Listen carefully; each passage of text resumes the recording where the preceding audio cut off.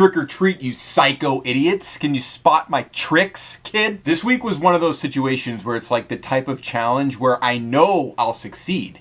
I'm certain that I'll succeed, but I literally saw no way to the finish line on Thursday when I started this nightmare. Then the inverted perversion of the whole thing is, turns out it's the same fingerings that I use.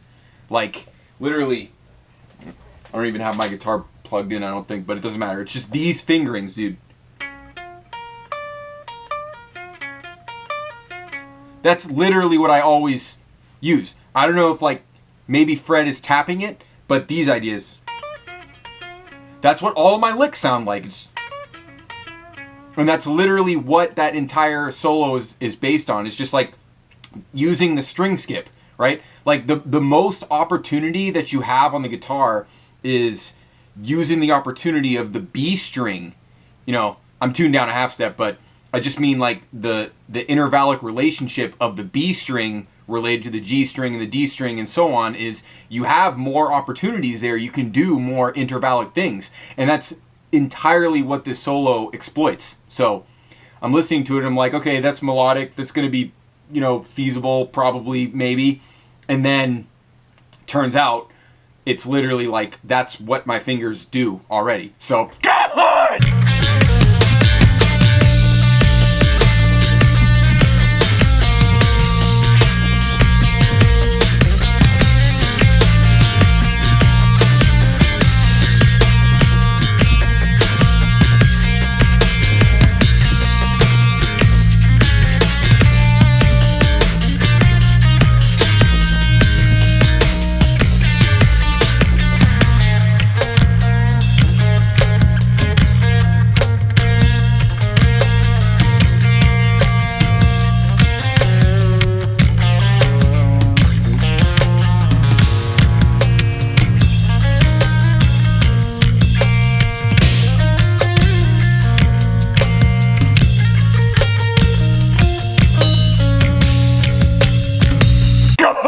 Dude, you know, man, I could talk about this song a lot. First of all, I gotta just say, really importantly, this might be the best Thomas Haka performance ever.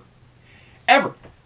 Ever. It's really the first time I can recall listening to Thomas Haka where he actually doesn't sound like a robot on this. He doesn't actually sound like a robot. Like, even though Immutable is sort of in that like Catch 33 sort of style, you know, as opposed to the Violent Sleep of Reason, you know, it's like Violent Sleep of Reason is Mercury and Catch 33 and Immutable and Nothing are very Saturn, you know, but like Destroy, Erase, and Improve, Destroy, Erase, and Improve, very Mercury, you know, so they have the spectrum, but Immutable is more in that, generally speaking, Catch 33 thing.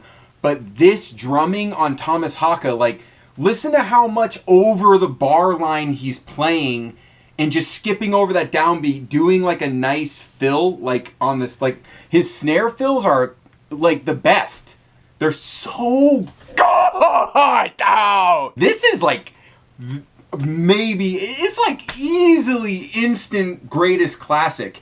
And this, man, part of the reason why I thought I was going to fail so violently this week was because trying to remember the riff on this one was really hard, all the riffs that I did. And obviously, there's still I haven't touched yet, but, you know, those are like the ones like, just like, that's where the song kills you, you know, all through this, and I want to get those ones. I literally couldn't even remember the riff. Like, I just can't remember it. And then I just started when I was like yesterday, just playing it and just not trying to remember it. Like, not even trying to remember it, but just playing it, and I could play it. So it was like a weird miracle trick, right? Because I know all the notes and I know all the cycles. It's a 5.5 beat cycle, right? So this is all 22. This is 22. Like, Catch 33, it's 22. Like, you know. Good. Into this actual moment, I actually don't even know what the cycle is in the second section, the one after the solo. I can't even tell you.